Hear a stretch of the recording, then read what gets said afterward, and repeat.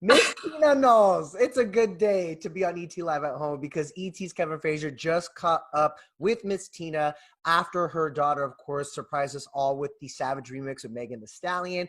Got this from Tina, I'm a savage. Yeah. Her lyrics went viral, and there was even a shout out to her mom, Tina, and Kevin got her reaction. Take a look. People started texting me and saying, okay, Savage. And I was like, what are they talking about? I didn't even know what they were talking about. And then somebody sent me a meme.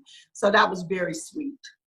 You know, it's funny, when I was young, I had a convertible and I used to drive up to Beyonce's school, and she would say, oh, mama, you know, you're a hot mama, you know, with my orange lipstick and my hair blowing. So that's where the line came from.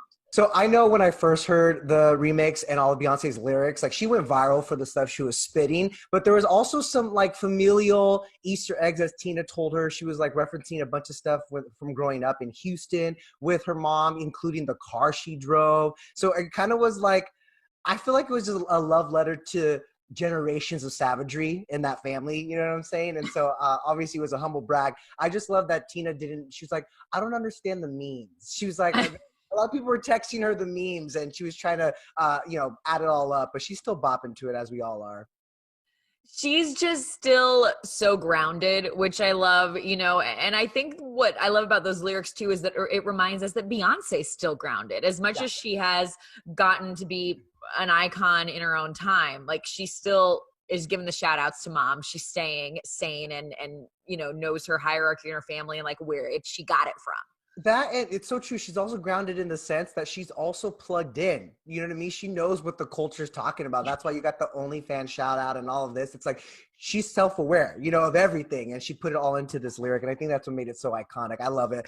But you know what's also amazing is obviously Tina and Beyonce are actually doing their part to also help their hometown of Houston amid the COVID-19 pandemic. And in fact, she also shared about how they're giving back to minorities in their hometown. I was talking to a friend in Houston, and she was telling me that they were really having trouble getting minorities to come out and get tested.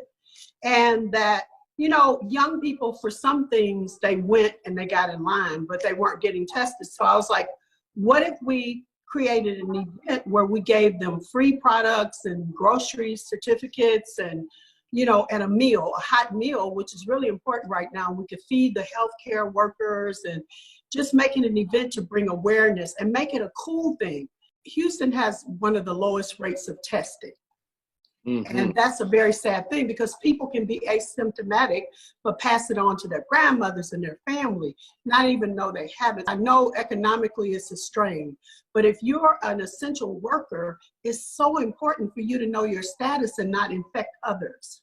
You know, Tina has always said that Beyonce is a silent giver. She doesn't do it for publicity. You'll notice there's hardly any camera crews when she's doing her charitable work as part of Be Good. And so leave it to Tina, though. She goes, I got this. I'm going to let the world know this is who my daughter is and this is who our family is. And of course, it's kind of amazing how they're giving back too. Well, you know, that is something that's sort of incensed